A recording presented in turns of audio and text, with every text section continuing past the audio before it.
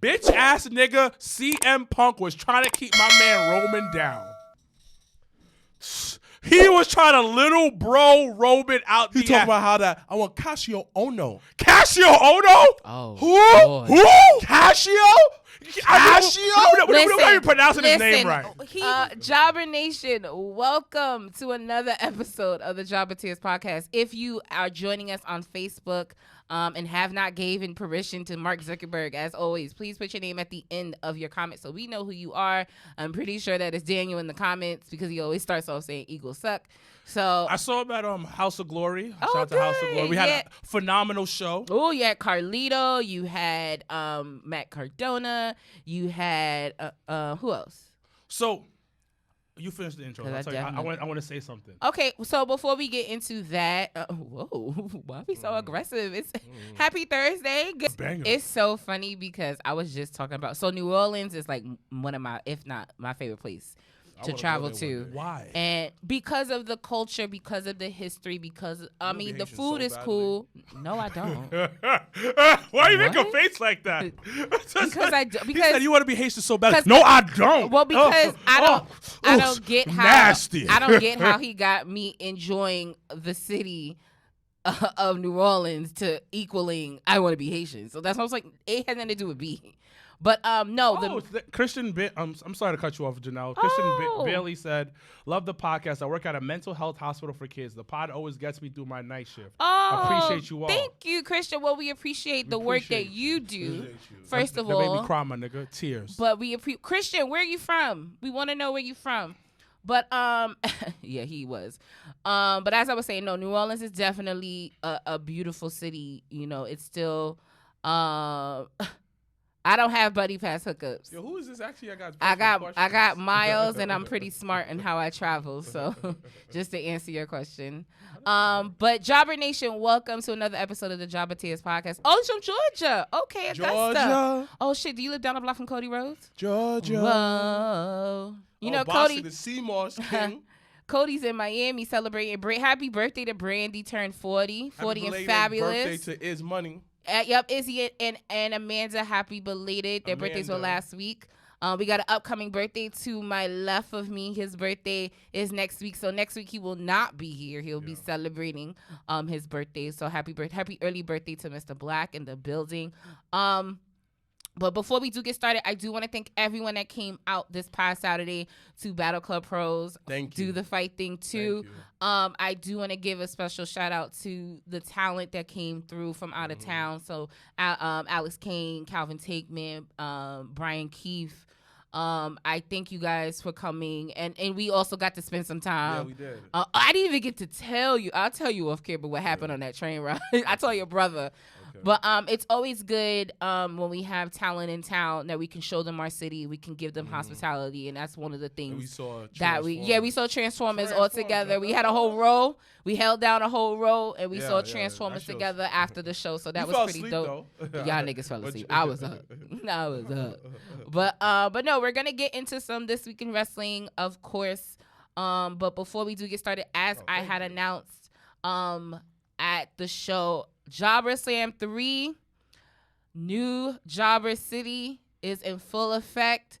Tickets are on sale right now, right this minute. So you can go on to Brown Paperback. You can actually just Google Jobber Slam 3 and it'll pop right back up, actually. But you can purchase tickets in advance. You can purchase tickets at the door.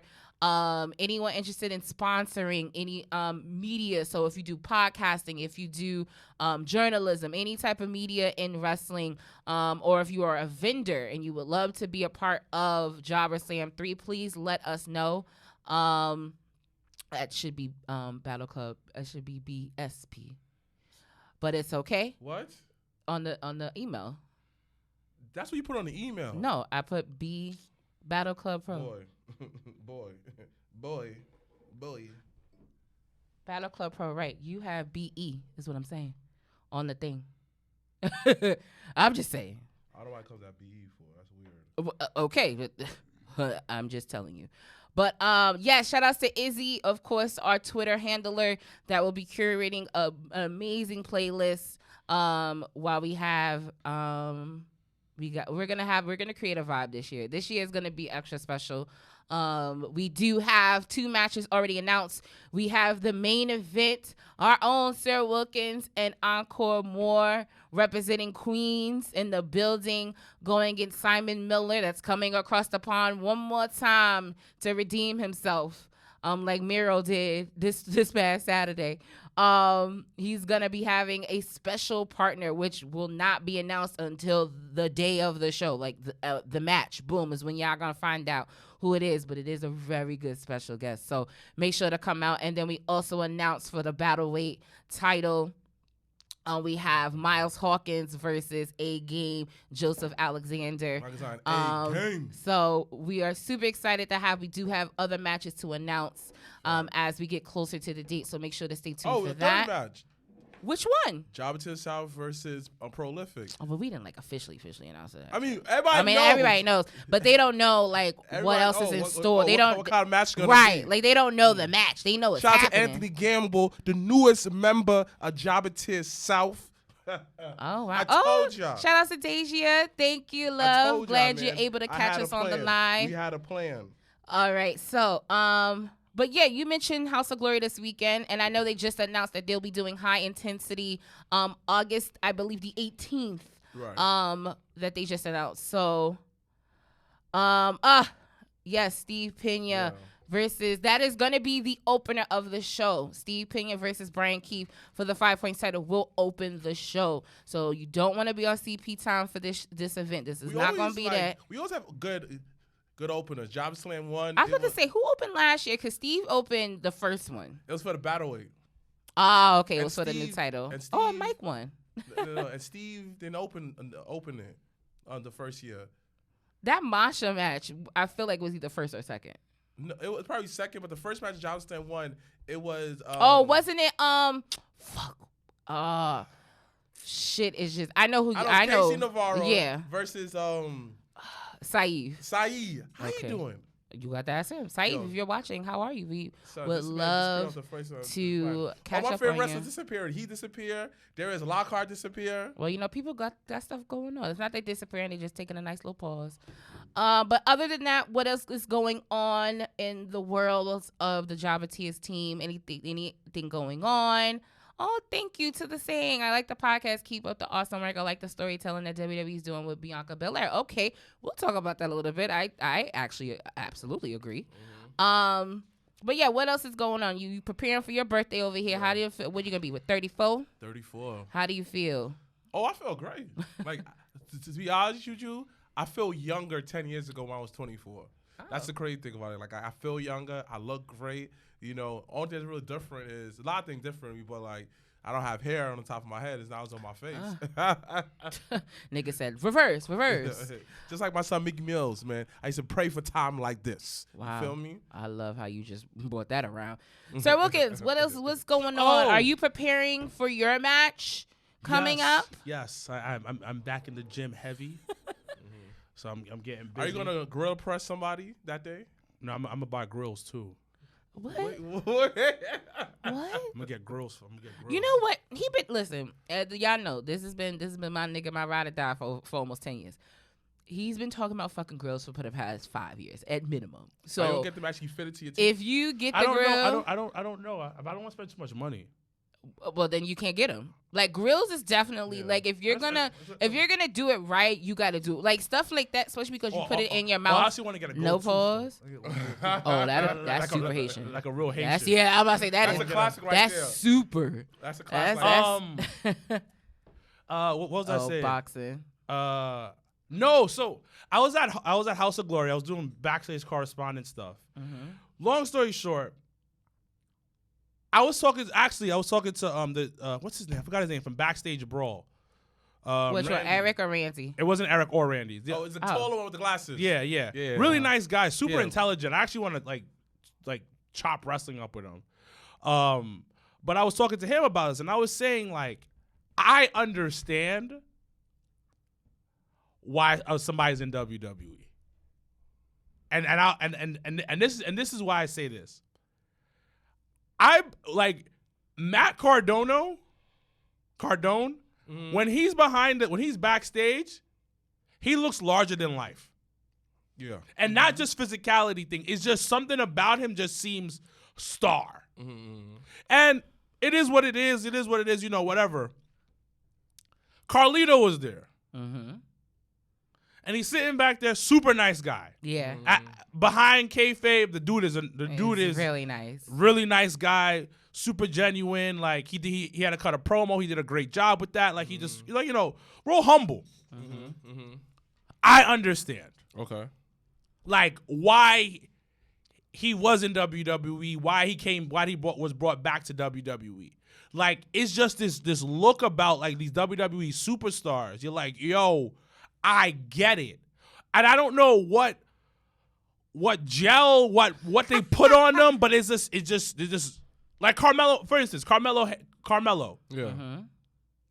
star. Yeah. But we kind of knew that when he was on the indie scene. Yeah. Because he had the look. He was the only one at that time that really had that look, had the swagger, and was always himself. Yeah, and I remember because I was speaking to another wrestler. This other wrestler that I was speaking to, I was saying the same thing. He's like, yeah, they're mad big. I was like, nah, it's not the size.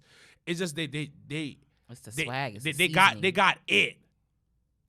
Like, you know what I mean? And it's crazy because I think people like what Cody ended up doing with leaving and then coming back. I think there's a level of appreciation of what even though certain things don't always work out as you may want them to, you at least got that experience of how things work, how things move. And then from there, that indie period, because Matt Cardona is in that like period of like, I'm going to run the indies, I'm going to be the belt collector, I'm going to do my own thing and be this bigger, larger than life deal. And it's not unfortunate, but I think he had to leave to realize that, to be able to, if and when that time comes to come back to the table, then he has the upper hand.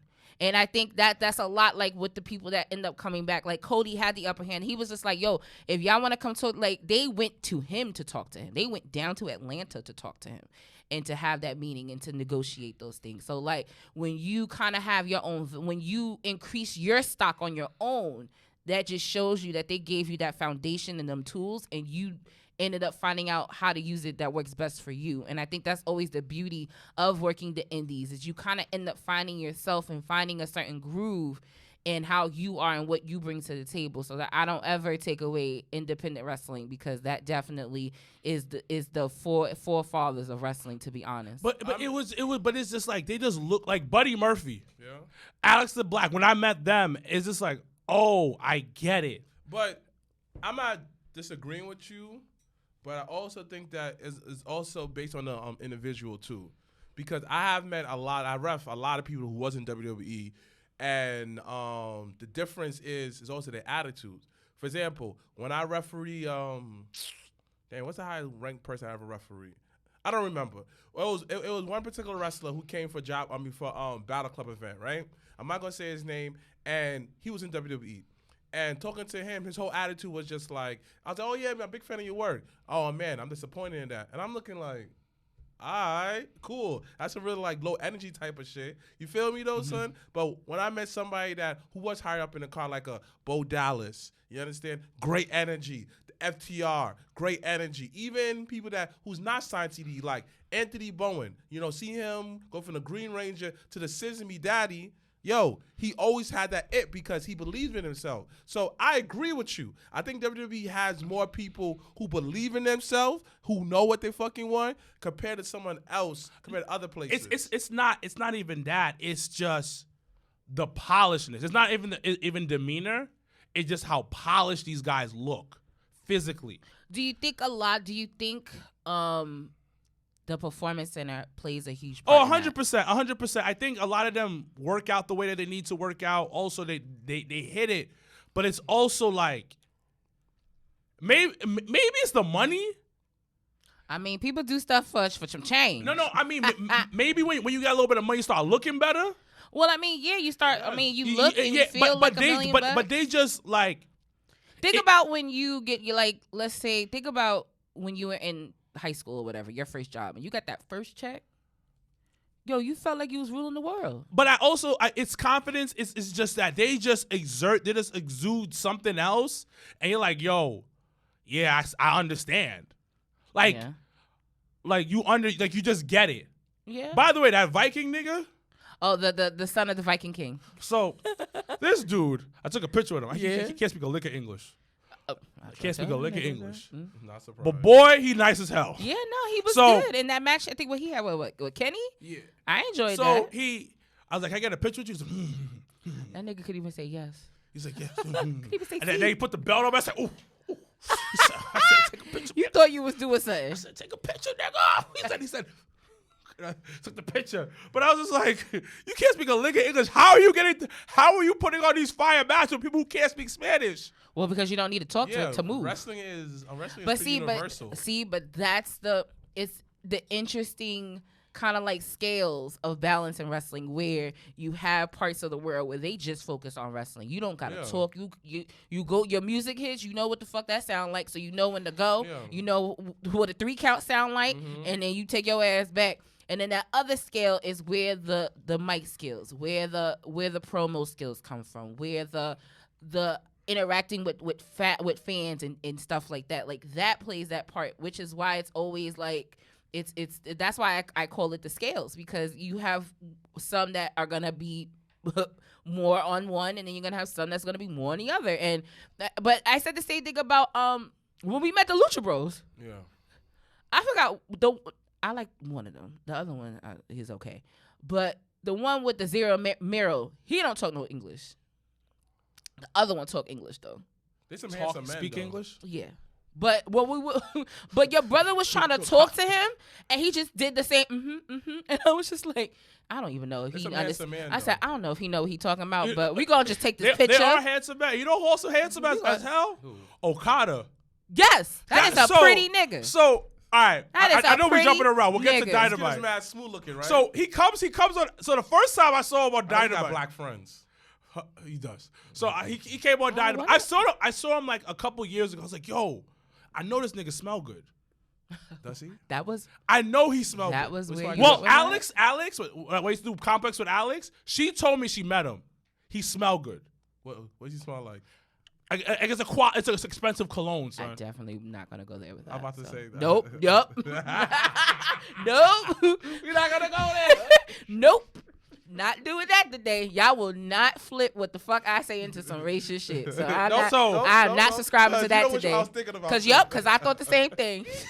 I was sitting here like, You didn't say it. So I saw him on TV yesterday. Fabian Fields said he smells like money. Nah, he looked like money. But I feel like I feel like in that part of the world in New Japan, they gotta look that part though. But I said They gotta come like that. I said it. I said it. So last Roof Chris. we were jumping around. So last Forbidden Door, Okay.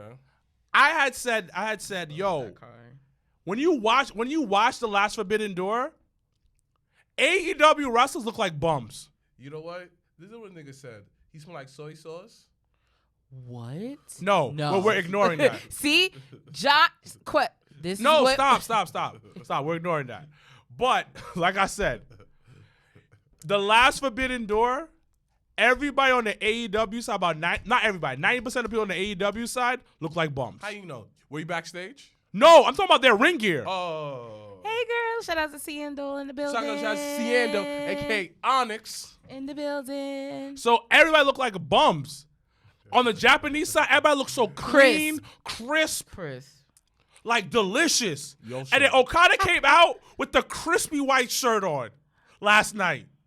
On Wednesday night Dynamite, he came out crispy white shirt. Dry clean and crispy. Dry cleaner, crispy. No, there was no dust on him. Sneakers were on point. And he just like, you know that face he made? Yeah. Cause he trying to get the energy from everybody. Cause that's how I felt. Understand people. Yo, that legit that too. Cause that's how I felt when I saw him at the Garden. Yeah. That's why when everybody was hype about AEW doing the Forbidden Door, I'm like, low key, Ring of Honor did that shit a few years ago too, low key. So Impacted that too. let's just say, like, this ain't the WCW. first time in the Forbidden Door. So when I went to the ROH Supercard show when Mania was here, I saw Okada was in the main event, and that was one of the main reasons why I went to the show, because I was like, yo, this is the first time he's wrestling in the Garden. I need to be a part of that. So, but just the pageantry of is on point. is out of this And world. the thing about, I love when he gets on top of the top rope, he makes that face. Yo, do you think he gets that from Dwayne? Huh? Do you think he gets that from Dwayne? Rock used to do that all the time. It might be. But The Rock does with a closed mouth closed. No, but that's what I'm saying. He could have got the inspiration and say, you know what, I'm a flip it, so they don't think the that thing I got it from if Rocky. I do it, I look lost. When this dude does it, he goes, it's like a model. Like, you know, It's like when John Morrison did the slow-mo.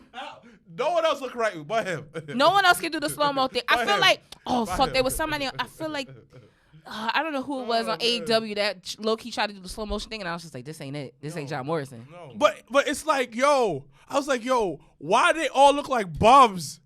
Like they rolled out of bed and the Japanese wrestlers. I like to ref in AEW one day. Gosh, stop burying them how they look. Do you? Do you? Hey, man. Whatever. Hey.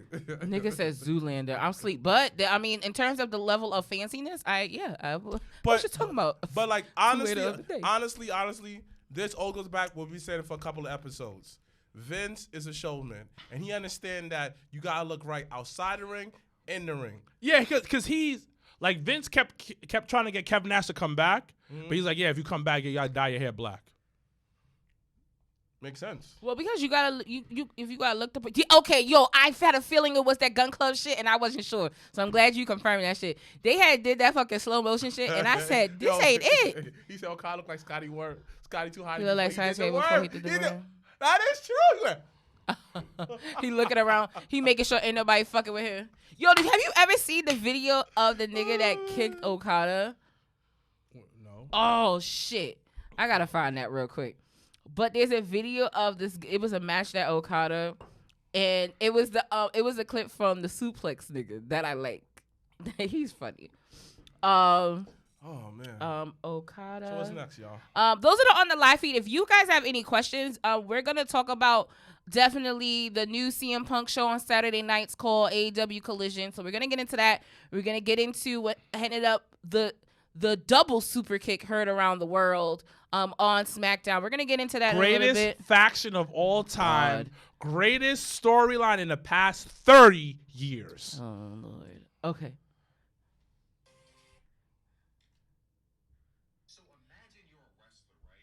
Okay, just He black. yeah. This shout out to Suplex. We had met him when we was in LA. There's nothing for you. Okay. You just keep it going as always. But then out of nowhere, this motherfucker kicks you in the face. And I mean dead ass, doesn't fake it, doesn't pull it, nothing. Now you're on the ground, not laid out, but you're contemplating, what do I do next? Do I A, brush it off, or B, do I show him why I'm the world champion of the #1 wrestling company in Japan, and do I go over there and beat this motherfucker's ass? Oh, he gave him a receipt? Should I beat the fucking brakes out of his ass? If it was me, I would choose the diplomatic route and go with A. But I'm not him. And Okada, that motherfucker is him. Yo, when I saw that clip, AJ Lee joining. Oh, that's maybe why that picture of her was on the internet like that. I was wondering why it was pictures. Gene wants to talk about the CM Punk interview. I mean, So if we're talking AEW, let's go on to. That's a good point. Thank you, Sando. Siendo said, "Do you guys have any current thoughts on the Owen Hart tournament bracket?" I think it's like the real full year that we're gonna see the effects of it, because last year Adam Cole got like the plans for it didn't go as planned, What was the original plans? because I felt that how that they're supposed to go like some kind of heel run, but Adam Cole got injured, Oh, so okay. that kind of derailed whatever So- plan they But may I have. don't think So this is the the brackets, because they're starting. I believe this Friday night. It's it's CM Punk versus I can't pronounce his name. So I'm not gonna say it. I know what you want to say though. Roderick Strong versus Samoa Joe. Oh shoot, that's supposed to be a fire ass match. Dustin Oh, Rhodes so- versus Powerhouse Hobbs. Dustin Rhodes. Yeah. What? Juice Robinson versus Ricky Starks. And the women matches is Britt Baker versus Ruby Soho, Anna Jay versus Sky Blue, Nyla Rose versus Willow Nightingale. That's dope. Athena versus Billy Starks. That's a Forbidden Door. So those Yeah, are that's the pre-show match is the ROH Women's Champion. What's your guys' thoughts of it? So I low-key think Punk's probably gonna win. They're definitely gonna get the Punk Joe match out of that. I guess. It's Kojima, by the way. Thank you, Jake West. Kojima. Yo, all right. Those on live feed.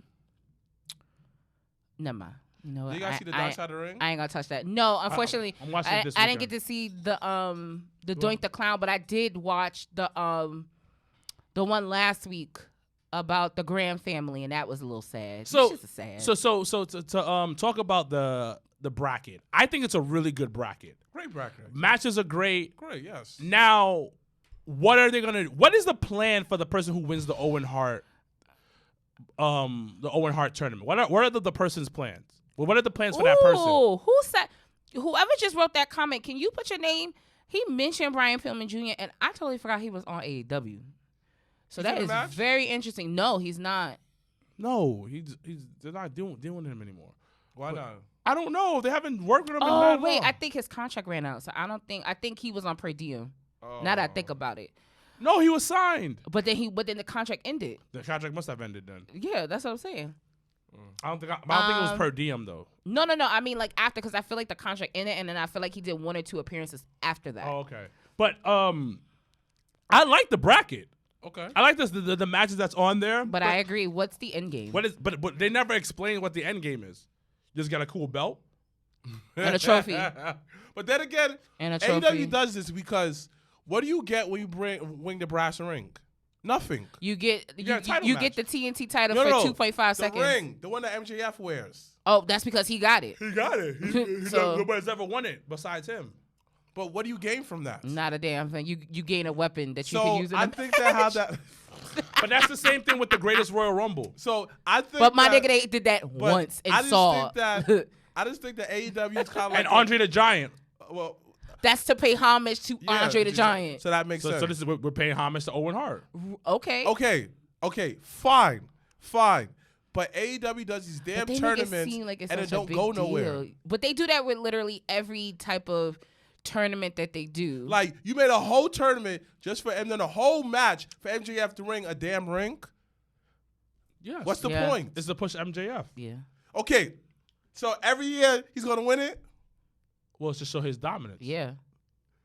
It does not do nothing for nobody. Oh, right. Even for him. But half the shit, half them belts don't do shit for nobody. Okay. Like motherfucking Warlords. I want to talk about Warlords and how disrespectful these niggas get, like, for real.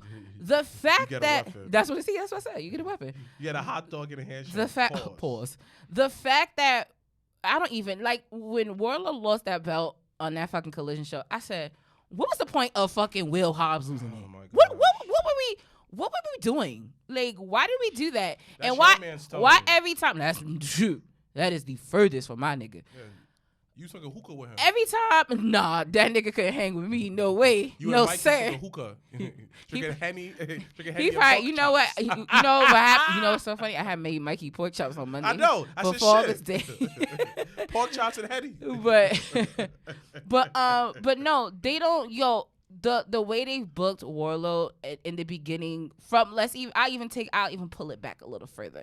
When the whole him and MJF, and he was the security guard, and he was the heel, and he was helping MJF win, and then the whole story of him breaking free, which was low key problematic as fuck, but we won't get into that. Broke free from fucking MJF to be on his own and be a babyface and have the pop and have the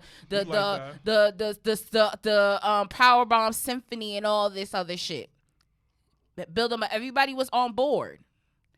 And then we started to get in this murky ass water territory of hot potato, stop with this fucking TNT belt. And it's unfortunate because he had such great momentum coming out of the MJF saga that they dropped the ball on him completely. Like, you don't even, and then when you even try to give him a little, it lasts for 2.5 seconds. Like, it's almost like you eat something and you shit it. That's how fast all these things have been going on with him. And then now for Luchasaurus, which honestly speaking, I don't even think Luchasaurus is the TNT title champion. I'm gonna let y'all have that one. But the way that Christian was holding that belt, baby, them niggas is about to free bird that fucking TNT belt, is which I don't know. But it's just unfortunate because Warlord has the look. He can, if they work with him, he can be better. He can grow. You can clearly see the fans were on his side when he was when he turned babyface. He had all the tools, and it's like you guys focus on the things that unfortunately don't really matter in that scenario. Like, if y'all focus was to build the TNT title, there's no prestige to it. There hasn't been in a very long time, if we're gonna be honest. Since and Cody. And it's unfortunate because when Sammy had it, I was like, even as a heel, I was signed up. I said, okay, cool, he gonna do something with it. Then it goes back and forth, and it's like, bro, what are we doing? Hold on. The TNT title was 2 times. Everybody was rocking 2 titles. Remember Scorpio Sky belt? Oh, I found Scorpio Sky. He's on Saturday nights. Okay, I found Miro. I found all the missing niggas on Saturday night, which is actually hilarious. So as I'm talking about Saturday night and about Collision, those that are on the live feed, let us know your thoughts on the first episode of Collision that happened this past Saturday in Chicago at the United Center, where they opened up with Phillip Brooks calling out what he said. Well, he said counterfeit bucks. Counterfeit bucks. We started off with counterfeit bucks. And then we ended off with a trios match. Lord have mercy. And then the highlight I feel like everybody was talking about was Andrade versus Buddy Murphy. Let me ask you guys a question. Like, Let me ask you guys a question, right? Am I in the camp alone that feel like the CM Punk, like, his whole aura kind of went away? No. So it's funny that you say that, because I was talking to your brother before we came in the room, and I said, and listen, like I said before, I'm not into ratings. That's not my thing. My degree's in advertising, so I already know how that works. So I don't focus so much on the ratings, but I found it very interesting. So if we go back, we pull it back to a year and a half ago when CM Punk debuted on that Rampage, they did over 1 million. Pop, everybody tuned in, and it was a Friday night. Everybody tuned in. So fast forward now, everything that has happened, everything that has occurred, Collision and Rampage basically have the same viewership ratings. They have the same average viewer of about 800,000. So I think that was a good thing, though. I mean, yeah, and like understand is you can't compare Rampage to Collision because Rampage is on a Saturday. Like this is why I hate what the internet does, right? They always compare 2 extreme things. And let's look at the situation behind Friday Night Collision. I mean, Rampage. It was CM Punk after so many years coming back to wrestling. Rampage was a new show. I think it was like a week old or something like that. Could have been. A week old with that factor in. Now, let's fast forward years later, CM Punk did what he did. The debut show, him coming back from what he did. But there's a difference between CM Punk now and then. And it goes to your question that you asked, has some of the light diminished? And I say yes. Because like I'm agreeing with your question. But like reason why I said that, for me, the light kind of diminished because everybody wants to shit on WWE because WWE is the big corporation. Now you got this upstart company. Now you got the voice of the voiceless, and then you realizing that, dang, Vince was right. Dang, Triple H was right. Dang, what they say about you since ROH is right. Everybody has a problem with you. Everybody has a problem with you, Punk. And I think that he's like, don't get me wrong, even him in ring work. Half the time, the stuff that I got, I be watching, I'm looking like, why you look so tired? Why you look because so he owes somebody that's why I'm laughing. Who put that? Whoever just put that last comment, please tell me who you are. My man, said CM Punk working like Hogan in the Kurt Angle generation.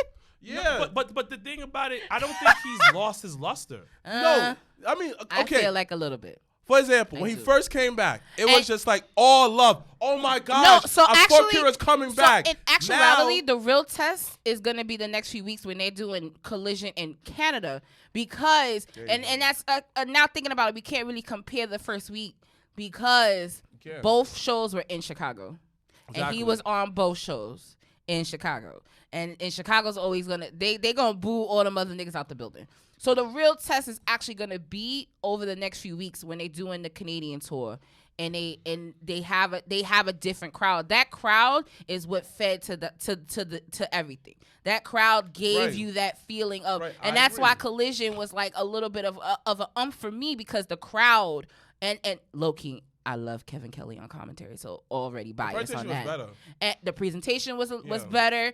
It flowed a lot better. It was easier to digest for some strange reason. I don't know why.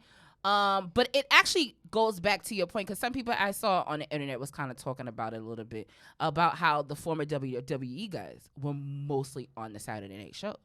But so this is my thing. I don't like this dude, but I'll call a spade, and I'll give respect where it's respected. Okay. This is a Saturday show. Mm-hmm. Nobody watches wrestling on Saturday. No. Historically speaking, it's always been rough to pull people to watch wrestling on Saturdays. Mm-hmm. Historically speaking, probably the 90s on. Eric Bischoff said, I think a couple other people said this, that this is going to be a job. The fact that they had the same amount of ratings as their Wednesday show is a good thing. You mean Friday show?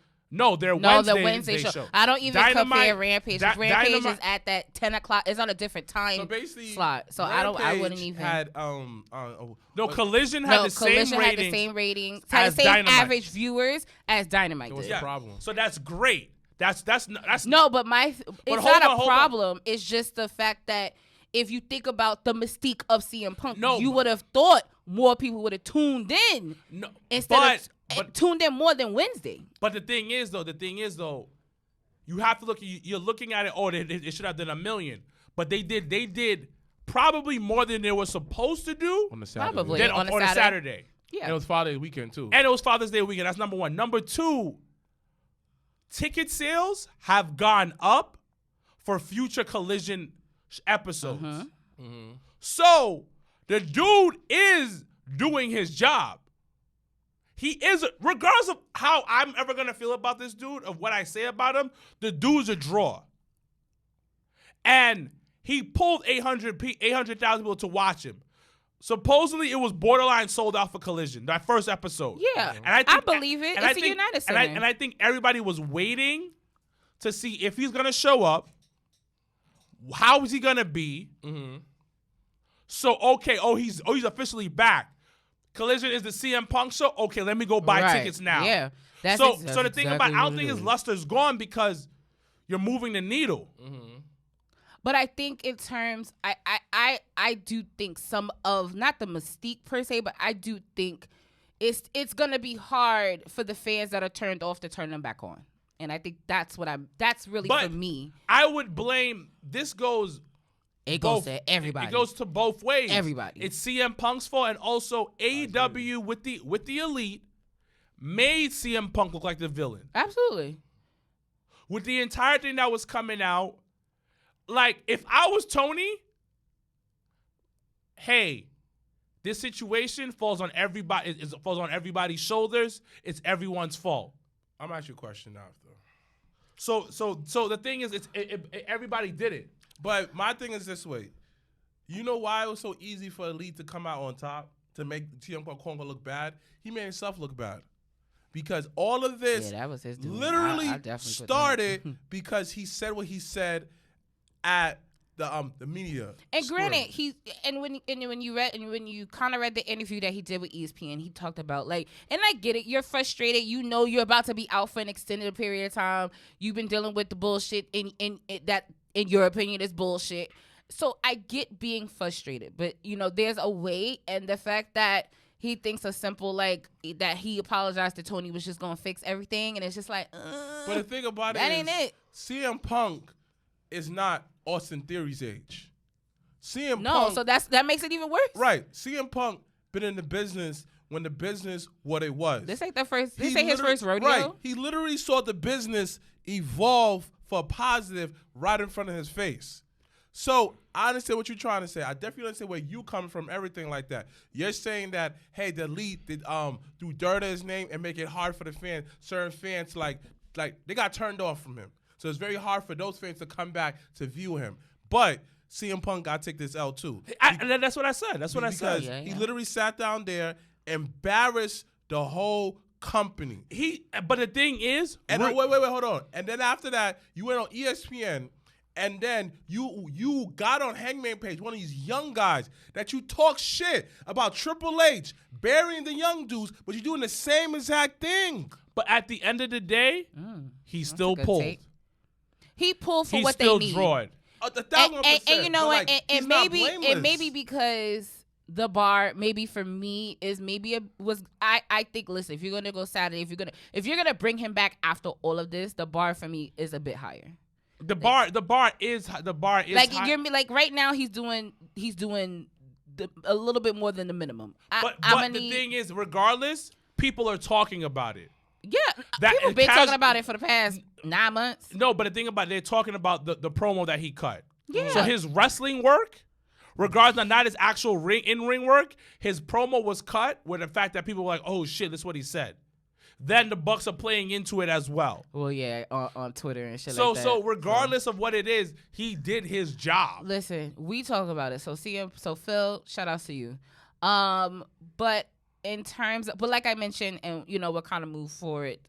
We'll move forward, but it's gonna be very interesting to see the consistency of Collision, because I definitely think it's gonna be a interesting situation depending on where they are. And I think, and that's just wrestling, I think, in general. And I think but I do think it's interesting that WWE has been announcing, they announced 2 pay-per-views for the fall. I'm still waiting on Survivor Series, niggas, so get it together.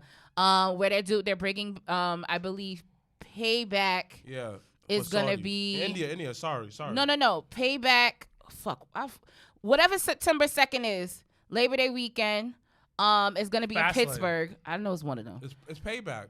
So, it's one of them. So they're going to be in Pittsburgh in September, and then they're going to be in Indianapolis in October. So what's that India event?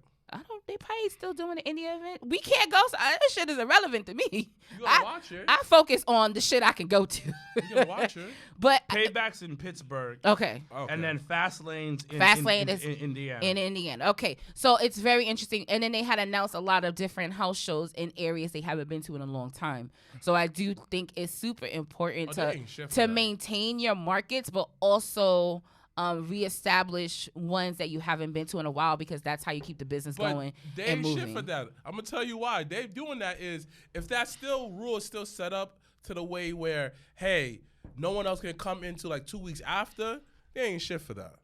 I don't think it had to do with anything with that. I think from what I heard, that Survivor Series, and I kind of hope, because I got already. No, I'm not talking about Survivor Series or these other things. No. I'm talking about house shows. Oh, the house shows. House shows being in towns that they've never been in. No, it's not house shows they've never been in. It's house shows they haven't been to in a while. Okay, the house shows they've never been in. So like they're going to like Hershey, PA. They're going to Birmingham. They're going. It's but understanding what I'm saying though, because did you hear about venues? I mean, WWE's telling venues. Yeah, everybody's gonna be fighting over venues.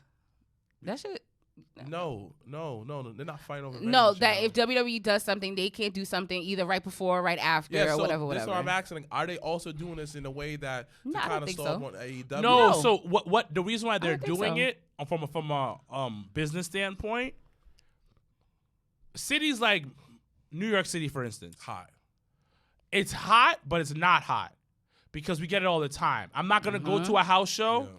Because it's not Raw or SmackDown, I'm not really gonna go. I'm not inclined to go to a house show. The only show I think people really go to is like the Gardens, the Garden show, the MSG. They can take the kids but that's more the Christmas one that they usually go to. Oh, they do one summer, one Christmas normally. So they do the Heat Wave one that goes at least up to SummerSlam, and they do the Garden one.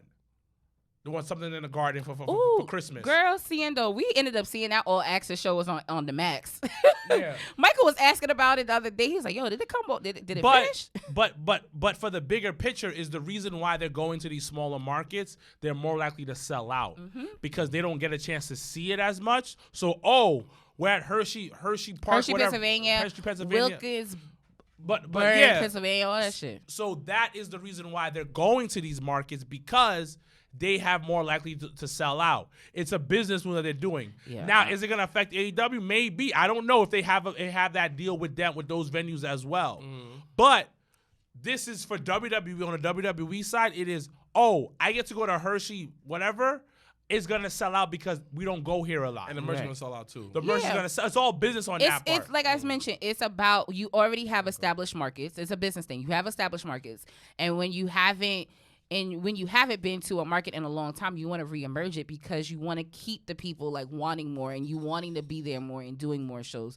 But yeah, that's why I said I don't think it had anything to do with AEW and what they got going on. So how you guys feel about the new designs? I'm not. So Rashad, personally, I'm not big on merch like that. So for me, I like the uniform of them. So you have on Raw both world heavyweight titles, and then on SmackDown you have the WWE champ. Like you have that. I like the uniform of it, but the actual belts, bro, they're belts. The thing, and I never understand. People get all like panties in a bunch about it. Y'all still gonna buy the belts.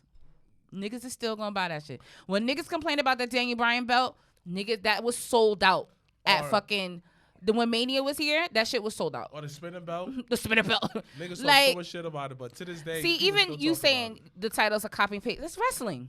Y'all really looking for something new, then y'all gotta create it. Like, in all honesty, I'm in that, like, if you want to be the change, you gotta be in front of the world title one I like a lot. The one that Steph I like has. the white strap. Yeah, it's a dope. Different. It's a dope look. It's not even different. It literally is like pieces of the big gold belt and other belts they've done put together. But speaking of like world titles, I like the fact that Roman kept all three of them. Yes, but I also like Seth going on NXT to go up against Let's talk about NXT. CM Punk started that though. My shit. What? CM Punk did that. Oh, okay, that's cool. CM Punk had went down and fought. I think he was in tag team with Seth. So the scene where you saw Braun Breaker looking at Seth Rollins, both champions, CM Punk did that. That's awesome. But so then it goes to they've been doing this, so that it's not something new. But for someone that probably just started watching NXT, it's really exciting and it really connects. Instead of treating it as the developmental brand, I think they're really starting to see the value in it as a third brand. And I think that is such a let me tell you, so when we was watching it on Tuesday, we kept saying, like, yo, this shit is loud. Like, when we went, yo, that space is, like, not even that big. And that crowd and how they received Seth and just the moment, that shit was loud. Like, so kudos to them for being able to pull that off. And I think it's dope that they've been able to get some of the superstars and being able to use the free agency thing as a mixture to be able to give you different storylines, to give you different matches and things like that. Even to the fact that, nigga, we getting Raw Underground next week. Oh, yeah. On NXT. No, but I'm okay with what NXT... you know what? We keep talking about ratings. NXT averages 500K plus. On a Tuesday. That is impressive. Consistently. That is impressive. It for a Tuesday night. It averages about 5, like, a good amount. And it's crazy because I feel like Monday, Tuesday, I feel like are the only nights that, Tuesday I feel like it's the only night that they're the only ones that have a show on. And then this past week it did almost 800K. Someone said the Jeff Hardy Diva belt, TNT belt was hard. I'm asleep. That shit was disgusting. I don't even know it. But yeah. NXT having like 500,000, that's not bad. So that's why I probably did like, it does about 500K. So let me ask you guys a question, right? Since you don't even watch television, what is a good amount for shows outside of wrestling? Like, for example, because when I saw Young Rock, it went from 3 million of view per episode to 2 million to like 1.5 million. It's a lot. And I'm looking like, that's still a lot of people. No, so it goes a lot into it because you have to think about how much goes in. Think about like with movies. Think about what they talking about, like The Flash right now, and how it's banked to make about the same that Black Adam did, which is not good because of the money that was put in to make the Flash show. Is gonna bomb. Yeah, that's what they're saying. I don't want nobody to talk shit about Black Adam ever again. Yeah, so you saw The Flash? They saying I haven't seen it yet, but they were saying that domestically and internationally they did like a little under like they did less than Black Adam. Yeah. They did like under like 150 for the weekend. But look at the weekend that you coming in though. Transformers, Spider. It don't matter. No. So the reason why I think that it didn't work out, was because of Isra. The person that was playing the nigga that played the Flash, he out here touching young girls and shit. Yeah, but it was a couple of things. So a lot of people didn't want to see it because they didn't want to. Yep. Michael said Michael, why is your damn profile picture OJ? Because it was they were boycotting Isra. Okay, that's number one. Number two, because of the situation with Isra, for people who don't know who that is, the person that's playing the Flash, they didn't go on a promo run. I noticed that. Which was why it was surprising when he came for the premiere and he did the red carpet. And they were saying they thought that was weird. Because he couldn't do a promo run because like, all right, I do a promo one, they're gonna ask about my situation. They're gonna ask about what's going on. So it's almost impossible for them to really promote the movie. In retrospect, you could be like, yo, the movie did pretty good without real promo because the Black Adam had a crazy amount of promo. But at the same time, so they can still talk shit about Black Adam. Technically speaking, yeah, but they can talk shit about whatever. At the same time, it still didn't do what it was because this was hyped up. Like they had like Steven Spielberg watch it. They had Brad Pitt watch it. They had a bunch of Stephen Hawking's watch, like not Stephen Hawking, but like different people watch it. Everybody who have nothing to do with the movie, they watch it. They watched it and gave like a crazy like they were really review and shit. But to your question, a lot of in terms of ratings, it also plays into the demographic. It also plays into the advertising cost that plays throughout the TV show.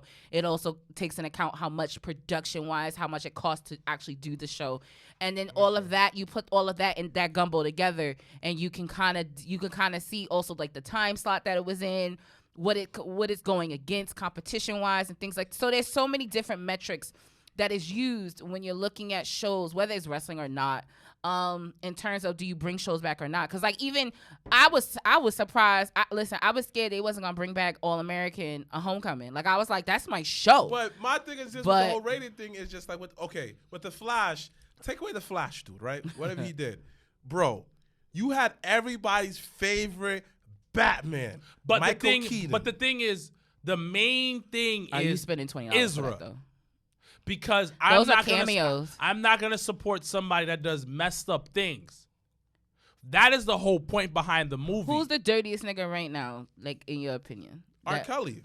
If R. Kelly did a movie, are you gonna go see it? No. Okay. I wouldn't bootleg it. Okay. Fair. But that's the thing with Israel, because they're like, no, I don't want to deal with that. People are like, I'm not fucking with it. Nick, this is the age that nobody wants smoke. But then when you talk about Young Rock, you go because you mentioned Young Rock.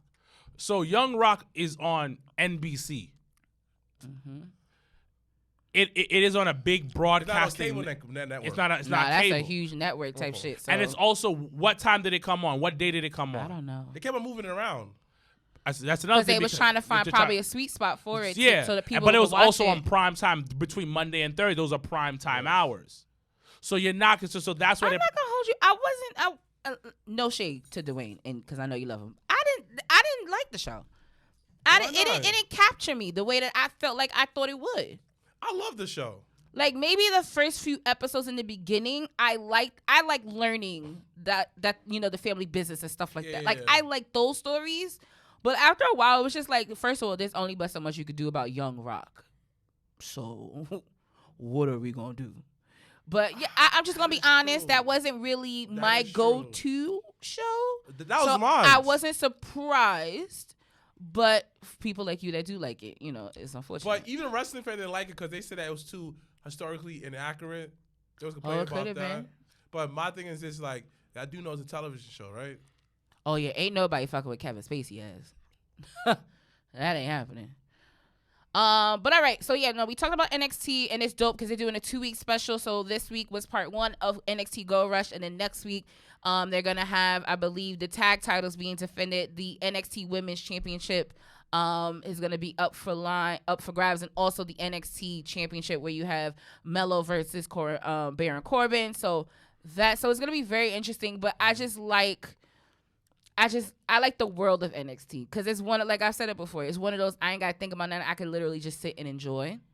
And I definitely think the more you do watch it, they should have the episode of him stealing cars. universe is getting reboot. Yeah. That's funny as hell. But all right, so we talked about NXT a little bit. We talked about Collision. Let's talk about La SmackDown this past week on Friday night, where the entire episode was, will Jay fall in line? Will Jay fall in line? Yo, did you see that? I don't know if it was this week, but I saw a clip of Roman getting out of the car and Caleb Braxton trying to interview him. Go get your girlfriend for her. Your girlfriend's here. It said, go get your girlfriend. I said, this nigga disrespectful. That's what The Rock was saying, too. That's Let me ask you guys disrespectful. a question. Like, you want to notice watching this? Question. Triple H was right. About? There is more story to tell. Because that's what you're thinking about it, right? When Cody was coming back, he was coming back from injuries, coming from AEW, and Roman was the top. If you notice, Cody said, he mentions a key thing. What are you about your people? You ain't nothing about the family. And Cody had to go through so much odds just to fight him. This time around WrestleMania. Solo, the Usos, all that. He had the whole squad against him. Now, if you notice, Cody is slowly building himself up. You know, he's doing the Brock matches. You know, he's fighting young Dom. Which is low-key about to probably be the banger. Right. Low-key. Y'all Right. don't know. You understand? He fighting Doms, whatever. He winning matches. He's getting back his confidence. You don't notice Roman, by the time WrestleMania hit, nobody's going to be in his corner? But Paul. So, and that was the funny part. So it started off with the episode. But it wasn't Triple H who said it. Who said that? Roman said it first. My bad, Tribal Chief. My bad. He said it because honestly, he said it in a metaphor as cooking. He's like, yo, we cooking a gourmet meal here. Because this storyline, honestly, let the steak sizzle. Honestly, if Cody had won and then Roman would have went down the path he went down, it wouldn't have been as impactful because he's not the top guy. That's the whole point. See, but like this is way better of him being the top. And think about it. It's like you watch him going bankrupt. No, yeah. Like he's trying to save everything. He had to fire this person. Have this you person. ever seen the movie The Italian Job? No. Okay, so The Italian Job is with Mark Wahlberg, and they have a whole team, and they go do a heist, and one of the guys turns on the team, and then fast forward 5 years later, whatever.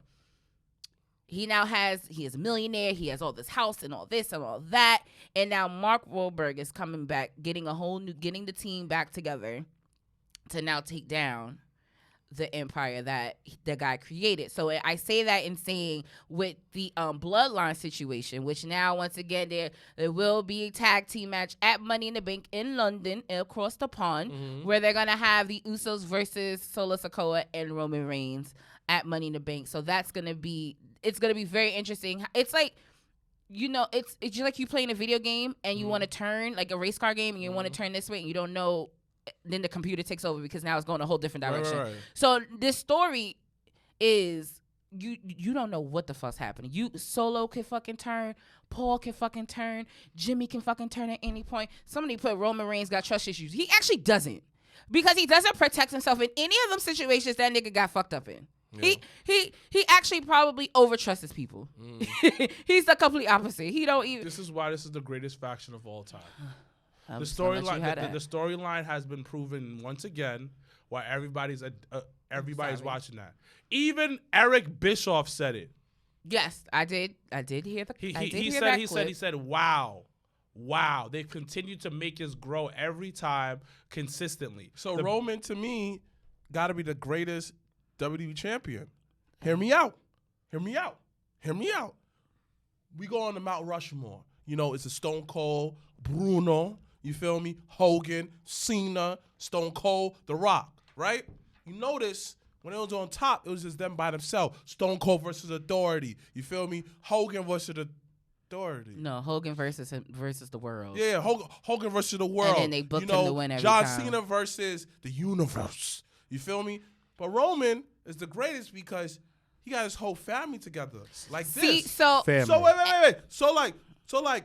Don't that make him the greatest WWE champion of all time? Because he's bringing up people up around him. Because, hear me out. I'm listening. Hear me out. I don't agree, but I'm listening. John Cena technically buried his whole generation. He didn't bury everybody. Now, let's not do that now. Hear me out. The Miz didn't eat. John Cena said that. He fucking... But John Cena said it. Hold on. But hold on. I mean to cut you off. John Cena said that he wished he could do what Roman's doing. Thank you. Because he said he never put somebody in position. Come on. John Cena literally said that. I think it was on Howard Stern or something. He literally said what my brother just said was that what Roman is doing, I never did. And that's one of his regrets. Because he didn't put anybody in position to win the way that what my brother is literally saying is Roman put the whole family on. And people in the comments, I think somebody was like, oh, who cares? Vince loves Samoans. Yes. But the way that collectively they have created this storyline, and Roman's a major part of it, it's been 3 years. Yes. Since the day he came back, he speared the Fiend during the pandemic. Well, after the pandemic. Does Bray get that lick back? Yeah. Bray's never come. Bray is Is Bray ever gonna get that lick back? no. But what my brother is saying, what Roman has done, you kind of got to put him in at minimum top 3 of all time. Y'all could do that. John Cena never played heel. That I don't think he needed to play heel to be able to have a peak at a faction. Yeah. So no. I don't necessarily agree with So that. what I'm saying is, and what my brother is saying, John Cena never put somebody else in position to win, regardless heel or not. if the person was his opponent. What the way the build-up for Sami Zayn was, that was out of this world. But it goes both ways though. That definitely, because even Paul mentioned that they didn't think the Sami Zayn thing was gonna pop off the way it did, and it popped off really because of Sami. So but the thing about it, there were a lot of talented people during Cena's era that could have been John Cena. No, I hear what you're saying, and I understand it. There's some pluses and minuses in my favor, and that's why it's opinionated, it's subjective, it's cool. My thing with Roman, which I think now they put an interesting position, is that remember they was talking about how they wanted to turn him back babyface. This is probably the perfect way to do it. He has nothing. Absolutely, and then when he see his family in either some danger or something happen, he comes and saves them. And this goes back to what I said. Everything. Let's go to the Cody part. He's the greatest. Let's go back to that. This is why he's the greatest. Because at the end of the day, he's literally top 3. Not only that. Listen, you don't have to defend it to me. I'm not a Roman fan, so there's no way I'm gonna after be that, like, yeah. also look at the opponents. Not gonna do that. Every opponent that he fought did not go strew me down the card. They still kept their relevancy throughout the whole time. They got promo time. They got mic time. Matter of fact, even before he was a big tribal chief, he didn't have to fight Buddy Murphy and give him that match. He was putting on bangers with everybody. So consistently. What you're saying is what Roman is LeBron James. No, he's yes, I've said that. He's LeBron James, and he's the best locker room leader that they ever had. Probably WWE has ever had. And the reason why, everybody eats, B. He is Mitch. Everybody in that locker room eats. LeBron James. He makes sure that everybody's taken care of. And the fact that John Cena, who is the last generational talent, said that is a testament to how great Roman is. And you know what's funny? Because I'm gonna connect the dots. Bitch ass nigga CM Punk was trying to keep my man Roman down. He was trying to little bro Roman out the He talking about how that I want Kazuchika Ono. Kazuchika Ono? Oh. Who? Kazuchika? We're not even pronouncing his name right. He was great in the ROH days when that nigga was Roman, about though. 250 on NXT and couldn't barely move. That wasn't happening. He ain't Roman though. That match CM Punk wanted was 10 years too late. He ain't Roman though. Literally, Dusty saw Roman and said, "Baby, come here. Baby, come here." Think all hard yo, like this. What if? Okay, yo. Baby said, "Baby, come here. How you are a talent, baby." How would you? This is so random, but I just thought about it. What if So I mentioned that, let's say everybody starts leaving Roman side by side, but Paul's the only one that sticks around because that's his wise man. And I should have knew from the beginning when Jay was like, yo, it's either him or me. And he was just like, yo, when it's your time, you can choose who you want, but this is who I'm riding with. And he chose not blood over blood. I should have known that was going to go left. But what if, because you see, Paul low-key ends up being another wild card in this situation because Paul has definitely been known to screw a person or two. Oh, yeah. 100%. So what if Paul ended up screwing Roman and elevating someone in that? Who would that person be? Who would be the next Paul Heyman guy? Right. Solo, yeah. Solo's next up. Those on the live feed. Who is going to be the next Paul Heyman guy? But once again, it goes back to what my brother said. Roman. This is all Roman's tree. Like, you can't deny, like, what Roman has done for this company. And I think people will, it's kind of like what Cena, you don't love it until it's gone.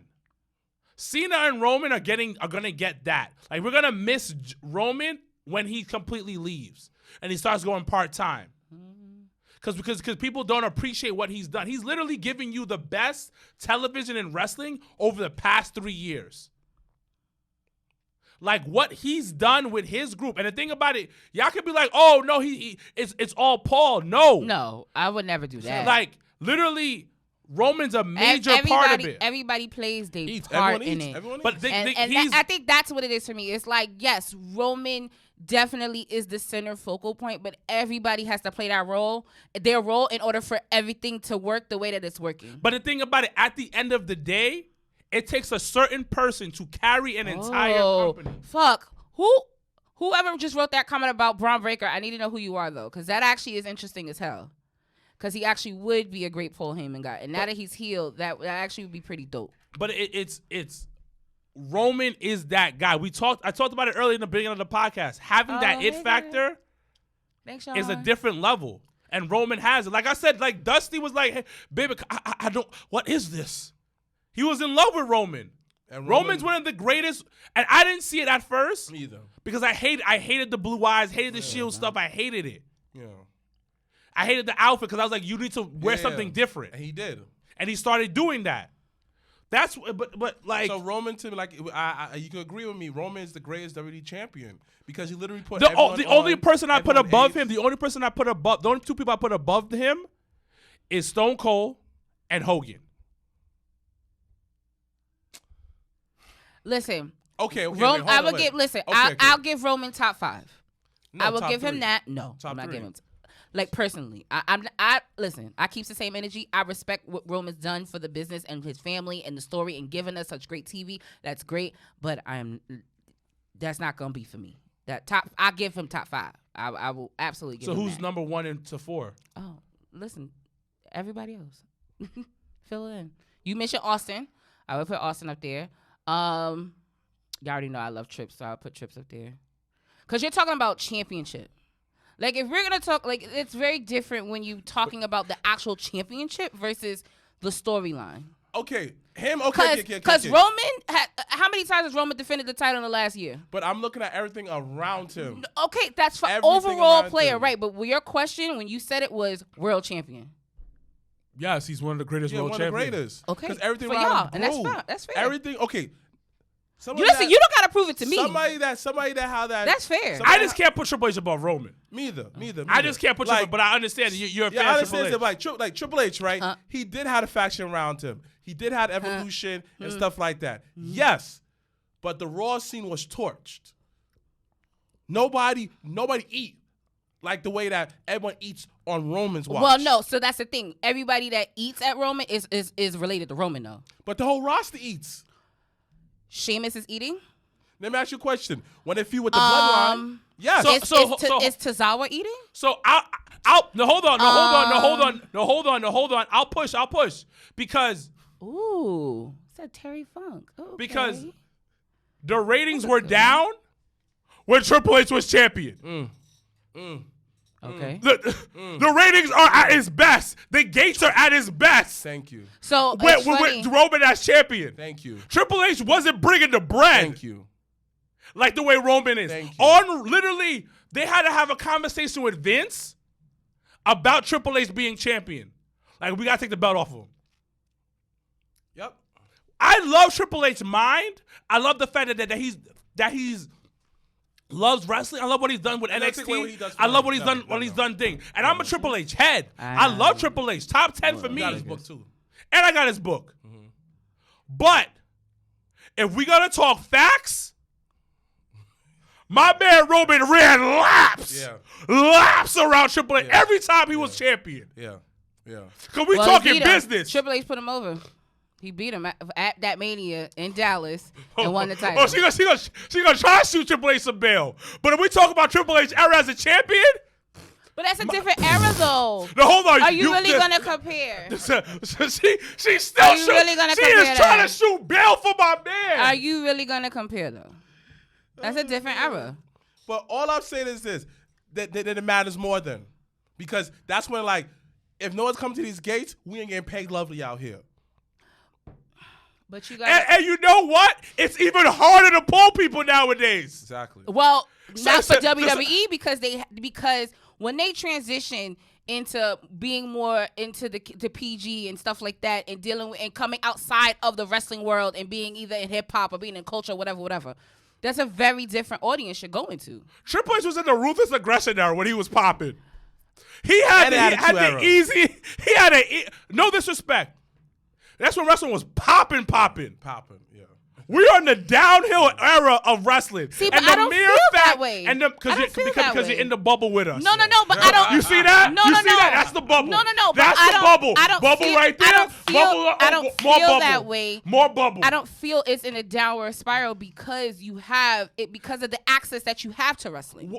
Bad wording. It's not a downward spiral, but it's not. When it's like Baskin Robbins of wrestling. With at that time, nigga, it was just. So that makes it even better because the mere fact that Roman has to deal with so many options, and he's being able to captivate all those options. Then compared to having one option, it's like having the ratio of fan is 1-6. Let's say this nigga right here. Listen, you know what? You debate team and his fighters because she's fighting every way to try to bring my man Roman down. No. Literally. I started off saying I have nothing but respect for what Roman has done for the past 3 years. She tried to put Triple H above Roman. However, if we're talking about personal world champions that you fuck with, that nigga is not in my top 3 because I keep the same energy. I'm never gonna be out here sucking Roman's dick because now he's a tribal chief. I'm not doing that. We're not talking about sucking dick. But niggas have been doing that. We're not talking niggas about is out here gout 3,000 on Roman. but like I said, and we'll move on because we got to do the predictions for Forbidden Door. Like I said, Roman definitely all the kudos in the world for the past 3 years. They've been able to hold down a storyline. I will never take that away. But you got to remember, everybody's a different fan. But over the past 10 years. All I'm saying. Past 10 years. No, you got to look at that nigga not for the past 10 years. Because y'all niggas wasn't fucking with Big Dog. Niggas wasn't fucking with that. I wasn't fucking with Big Dog, but at the same time. Nobody was fucking with that shit. The kids were. Heavy. The kids were.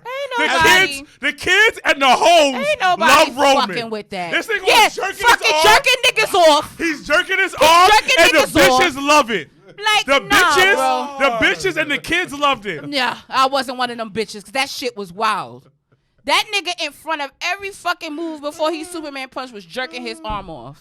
Listen, the and y'all niggas ate that shit up like it was fucking dessert. The kids bought the sleeves for that. The kids bought the sleeves. The same kids that bought the fucking Bray Wyatt mask and all that other shit. Stop moving the goalposts. No, but it's true. No. It's true. With Bray Wyatt, he was over. But it's the truth. Bray Wyatt fucked up Bray Wyatt. Exactly. That's what we're gonna keep it at. That's from what I know. I don't know. No, that's fair. From what I know, allegedly, that's fair. Bray fucked up Bray. Okay. That's fair. Bray. But all I'm saying is y'all niggas.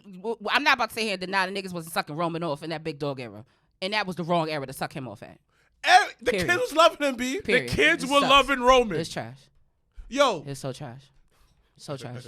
That's y'all niggas booed him. Every time that nigga, and you know what's crazy is I talked about, last night, I was talking to Michael. I forgot what we were talking about, but it was talking about when the promotion actually listens to the fans. Okay. And he said, "Yo, when's the last time they didn't listen to the fans that I could remember?" I said, "Bro, when Roman won that fucking Royal Rumble, them niggas was fucking deaf. They didn't read that fucking temperature room at all, cause that was Daniel Bryan's moment." But you know what? Because because everybody was gucking and fucking, I love Roman. He's the next up. That's why. That's what happened. No. People are haters. They are. They don't like the fact that Roman was a god. I've been saying this for years. Roman's good looking, can probably take your bitch. I went back. That's not my cup of tea. And that's probably why. It's not my cup of tea. He could take your girl and then probably be cool with you after. Be like, that's a disrespectful ass nigga, and that's why he got super kicked more than once. He got hit in a chair more than once. But that's family business. Like, yo, that was Shield. That's not our business. That was Shield. That's still family business. Yo, family business. Legit. It was but with that Roman situation, I would give 100% because everybody we always gotta understand when you're a superstar, especially a face in this era, they don't like you. He definitely has super sperm because that nigga got 2 sets of twins. That nigga gonna be paying for college out the ass forever. But he got money. Right. He ain't worried about nothing. Nigga ain't worried about nothing. And if anything, nigga ain't worried about nothing. His home island and like be like barefooted forever. Like I remember I posted Roman on Twitter or something else, and girls were going crazy. Sex symbol? These hoes is loving Roman. He funny. He dangerous. That's dangerous right there. And he got long hair. Come on. And he's Samoan, so it's like, oh, he's not black. And he not white. Oh my God, I can take him to my mama. I'm not gonna hold you. He's over 6. Yo, it's wild. So we watched Bad Boys of Houston and Zeus. Yo, why you watch this crap? Well, first, Mikey went on Tasha and them show, and they was talking about the episode, so we had to end up watching it, and then we locked in because fucking Razby and Orlando Brown, all them random niggas is in it. So this week episode was a Razby and Orlando got into it, and it was wild. But one of the security niggas is definitely Samoan, and I definitely was like, this gotta be one of Rikishi's sons on this fucking show, because this shit is wild. Stephanie Hardy said, Roman is gorgeous. He's definitely your type. What's your type, girl? Light skin. What's your As type? you can see by her boyfriend ain't light skin. He is light. No. Yes, he is. That man is a light bright. That nigga's not a light bright. Steph, I would say your man ain't a light bright, bro. Like, fucking, you know who actually is a light bright? Dante Martin. That's a light bright. I mean, he's Samoan, Italian. Roman like 6'4". He getting all the hoes. 6'4". You know what it is he's definitely, I feel like, one of those where like you said that even the teeth get them damn hoes wet. He got good teeth now. Because he bought them. Because he got money. That nigga came out with the freshly white purse. I said, oh shit. And then maybe 2 months later, the Usos did the same thing. I said, this nigga getting referrals out the ass. So that nigga, because they're going to Hollywood. Yo, so probably from when Roman did it to now, this nigga has probably got all the money back he paid for in that fucking teeth and them referrals. Because I feel like got the teeth. Everybody that got new teeth went to Roman's nigga. Promise you on that. But all right. Let's real quick. We're gonna talk about AEW Forbidden Door. This Sunday will be at Legends. So make sure to come out. Whew, it's gonna be a long night. Definitely just realized it was fucking AEWs. So we got. Let me pull up the card. Hold on, guys. The only match. I got some rumors. I am gonna mention Dante Martin. Rumor alert, my real nigga quick. Dante Martin deserves way better. Rumor alert, real quick. Rumor alert. My connect spoke to the lady at AEW. What? Which lady? What lady? Shh. So I spoke to the lady. The elite shit isn't a work. There's still a lot of animosity between Punk and the Elite. Nigga, that's not a rumor. Bucks and Kenny aren't going anywhere. That's why they split the roster.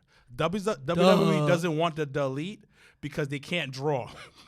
And it's been proven with ratings. And merch sales. Elite fucked themselves over. Got complacent and started caring about the money too much. Tony Khan, from what she said, has no balls. We have said this. You've been saying that. And doesn't want to step in and fix the issues. Shit could have been fixed before it happened. Shit started because of Hangman being a mark for himself. Ooh, and that was some rumors, guys. Go back to this Forbidden Door. All right. I mean, it's not really a rumor because we all said that and we all knew that. So that was that. But it's been confirmed. Okay, fine. But it was obvious because even the promo. I'll ask you a question after this. Hold on. Even the promo on Dynamite, the segment with them backstage, that was taped. That wasn't live. So, and they was trying to fool you because on the top left side it said live.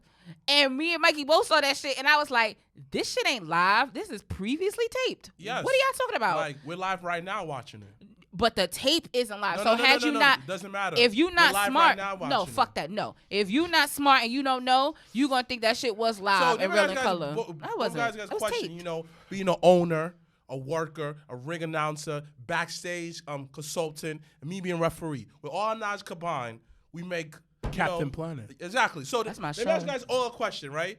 What makes somebody a mark for themselves? What makes somebody a mark for themselves? Yes. Where you think you're bigger than a business? When everything has to revolve around you. That's what you think, yeah, you're bigger than a business. That's exactly what she said in a different way, but it's when everything Everything has to revolve around you. Which is why it's interesting because I don't feel like Hangman did that. In a sense. I think he did. Because he shouldn't have went off script, but at the same time. But if it was Punk or MJF, it wouldn't have been a problem. So you can't. You listen. If you're gonna keep the same SOP, listen. It gotta be for everybody. It can't just be for one person or two people. But I'm just saying, like that's why I was like, I don't think he did that. Like I think a part of it was because he probably felt like, and it probably wasn't his place to talk about Colt. And he probably was talking about Colt Cabana, and it was just like, nigga, that's not really your place nor your fight. So what are you talking about? And then Punk was talking about in the interview how he hit him hard or whatever, and it was just like, what? Punk is soft for What are that you one. talking about? But go back to the. All right, so we got Forbidden Door. I'm just gonna roll off. So we got Athena versus Billy Starks in the first round of the Owen Hart tournament on the female side. Athena. Okay. We have. I don't know how the fuck Jack Perry got this shit. Jungle Boy Jack Perry versus. How you say his name? He actually looks like the Zama. I ain't gonna say that too loud. He does though. He does. So don't do that. I didn't say that to be stupid. I said it because look, how you say it? The guy that he's fighting. Okay. Oh boy, that's about to be this whole card. The guy that's the current IWPG champion will probably retain. Mm-hmm. I will say that. Mm-hmm. I feel like that's the safest way to say that. We have Chris Jericho, Sammy Guevara, and Suzuki versus I need someone to find me Sting's bomber jacket. If you can find me Sting's right bomber jacket, I send you it. I appreciate you. Elijah, I don't even know who the nigga is. So listen, I don't think nobody know anybody on this card. Is either one or the other? No, Sonata. Oh, okay. Said that he didn't know who Jungle Boy was. He's like, who is this guy? Wow. He's like, I don't know who Jack Perry is. And I bet you that wasn't even a word. That was that ass. Okay, thank you. Whoever's giving a pronunciation, I'm gonna need that for all of them. Yes, because I don't want to disrespect people's name. Because I don't want to be that guy, but y'all gonna know who it is when I say it, because I'll be like, I have no idea. So yeah, we got Jericho, Sammy, and Suzuki versus Sting, Darby Allin, and a mystery partner. So a trios match. That probably Sting, Darby, and the random person they're probably gonna find from Japan to be their tag team partner. It's probably gonna win. Let's see. I'm seeing you right now. We got the Black Combat. We got the BCC. Mm-hmm. Boy, listen, Forbidden Doors this Sunday at this point. I don't even know all these people. Okay, Black Hole, BCC, and two other people. Would it be racist if they put the enunciation of these Japanese wrestlers? No, I don't, because I think it'd be like, funny though, like, bro, the struggle is like beyond real. Like at this one, they just do the Japanese. Because I'm honest, like I don't watch it, so I'm just be sitting here. All these, I'm like, only match I care about is Okada versus Daniel Bryan. Yeah. That's about it. That almost got me to Canada. So, shit. So So we got the Elite versus the Elite, Eddie Kingston, and another person that they will cheat. Oh, Toma, yes, Izzy's with it. Tomohiro Ishii. Okay. Hiroshi. Probably the Elite will win with them. Yeah, I guess. Yeah. CM Punk versus boy, I'm bad at a fucking 1,000 today.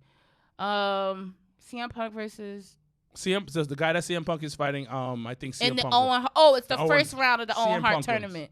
Yeah, CM Punk wins. Yeah. I just listen, y'all trying to help me. Kojima. Yeah. Kojima. It sounds like Coochie Jakalia, and that's easier than that. Show the Omino. So crazy. We just gonna have you insert in the pronunciations and the audio. Because I don't know. Probably CM Punk wins because I think CM Punk's probably gonna win the whole tournament, low key. Why? You complain about it? Because it's AEW. The match of the night: Daniel Bryan versus Kushida Okada. Nah. I know that one. Nah, I know that Osprey one. versus Omega match. And That's gonna be the match of the that's night. the match of the night. Probably match of the contender of match of the year. Someone said Willow versus Stephanie Hardy. Say Willow versus Toni Storm. They kind of did that already. I can see why you're excited for it though. No, yeah, that'd be. Well, they no, didn't have no women's matches last year Yeah. at Forbidden Door. Oh, that is happening. Yes. Like that's official. Tony was speaking spicy. Is it gonna be on the pre-show? Or is it gonna be on the actual card? An actual card. Okay, that's a What- valid what it question. looks like. It's a valid question, guys. Like, don't But do me Tony, like that. You know, he said I got woman in the Don't match. do me like that, Yeah. okay? I think Okada's gonna win. I say that because it's interesting because last year a lot of the AEW guys won. You got 30 people in here. Thank you, y'all. But I definitely think that Okada will probably win. Oh, my boy, artist. Hey, AJ! Moore. That's my guy, AJ Moore. That's my guy. That's my guy. That does the drawing. Yeah, we have all the pictures. Hi, AJ. That's my- my Yo, guy. I'm missing- I That's haven't seen my him in a minute guy. online. Listen, AJ, if you Dang, got son. some miles and you want a vendor at Jobbertears, let Yes. sister Oh, know. he will sell out. You got some miles on you. Maybe I could go half on you for a flight, bro, if you really want it. But listen, the opportunity boy is AJ, there. man. That's my guy, AJ. Listen, Damn. those are not a live feed. Make sure to look up artist AJ Moore, a phenomenal artist. AJ Moore. Yes. That does phenomenal artwork for wrestling, not only just wrestling, but just in general. But he's amazing. I can't say nothing but great things about AJ. So please make sure to support him and his art because it definitely is. I have the Macho Man in my house. I look at it every day. I got this thing at Darby Allin too in my office. And then yeah. you have you had Dwayne. I got you Dwayne. Yeah. So all right, but once again, I think Okada's gonna win. Dang, that made my day. That Thank definitely you, made AJ. my day. I was like, oh shit. We got Orange Cassidy versus Zack Sabre Jr. versus The Fatal Shibata. I knew that one. Me too. I knew that one. Shibata. They've been saying that shit all fucking week, so that's the only way I know. Versus Daniel Garcia. I got to ask you about the whole what you said about Orange Cassidy. Daniel Garcia. Y'all need to guess. Oh yeah, okay. Yeah. We gonna talk. We gonna figure that out. That's so dope. Because I definitely think him as an artist and being interacting with wrestlers, I think that's definitely worth the story to tell. So, Orange Cassidy will probably win because it's the Orange Cassidy belt. So, but I love me some Zack Sabre Jr. though. So I actually would have rather a singles Me too. match if we were gonna Everyone's use saying Zack that. Sabre. Would have been a whole lot better. To be honest, because once again, we don't need 8,000 niggas in the ring, but you know, who am I? We have hopefully MJF versus Tanahashi. I knew that one too, guys. Give me some credit. Bro, that nigga Daniel Garcia last night on Dynamite doing the Grand Theft Auto strip club dance move was out of control. That shit was beyond me. At the top ramp at that, like he's a typical Buffalo nigga that it's just the moment the music dropped, I said, this New York ass nigga here, but he's an upstate ass nigga, so it's even worse. But we got MJF versus Tanahashi for the AEW World Heavyweight Championship. MJF has threatened to not show up and not wrestle him, so let's see what happens. But if it does happen, MJF will probably retain. So there's that. And then we do have Toni Storm versus Willow Nightingale for the AEW World. Oh, it is for the title. For the AEW Women's World title. Damn, why are we doing that? We're not going to give Willow the Then I'm going to get a finish then. Fuck, bro. Why are we doing that? We not going to give my girl. Then I'm going to give her a finish. They're going to do something dumb. No. But the thing about it, they're putting her in beautiful piece. Listen, I love that y'all give my girl the opportunities that you give her. They're giving her a chance. So however, if y'all... Now you know damn well Willow ain't going to win. Yeah. But that's good. Like this it's a positive thing. It's great for her. We understand. The opportunity is great for her. I just want more for her. How do you, she just got the title in Japan. And low key, that was low key. It's for both titles. No. Oh, okay. She's got the title in Japan. Like her brand is building. Yeah. It's patience. And if they don't give her the next year, they don't push it to the moon. Then you got to complain about it. I'm gonna complain when I want to. We got Kenny Omega versus. Shit. I know I'm not versus the Dragon Z character. Will Ospreay for the IWGP United States Championship. I do think Will Ospreay will win. I think so too. Kenny isn't he's not doing a lot of singles matches because of the injuries and stuff he's had, and he's still low-key probably recovering. Mm-hmm. So I do think Will Ospreay will probably win the title and take it back to New Japan. And I think that is it. So I look forward. Definitely Okada Dan Bryan is going to take is the match of the night. But it's going to be very interesting to see how everything plays off. Once again, they're on the road to All In the UK. Next week's episode, we'll be doing predictions for Money in the Bank. And talking about the importance of the actual cash-in and how some have failed and some haven't.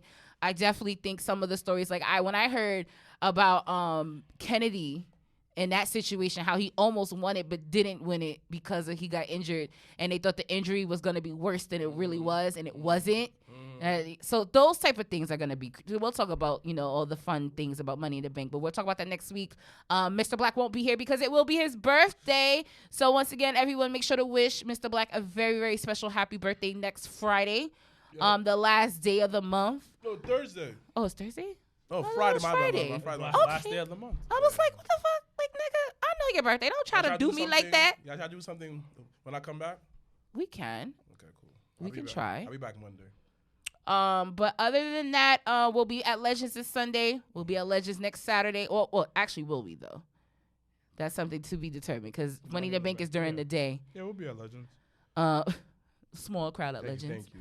And then once again, Jobber Sam tickets are on sale right now. You can get your tickets on brownpapertickets.com. Anything else I can think about? Thank you guys. We hit about over 30 people on the live feed today on the afternoon. So we do appreciate everybody for tuning in on Midday Delight of the Jobbertears podcast. As always, I'm Janelle from HR here with Sir Wilkins and Mr. Black. # Black Excellence. # we are out. I was over, got the hands in motion. If you go with rolling, no need to focus. Traveling states and over oceans. You gotta wait till your coast chosen. Trying to have lines outside the show like Harry Potter releases at Barnes & Noble.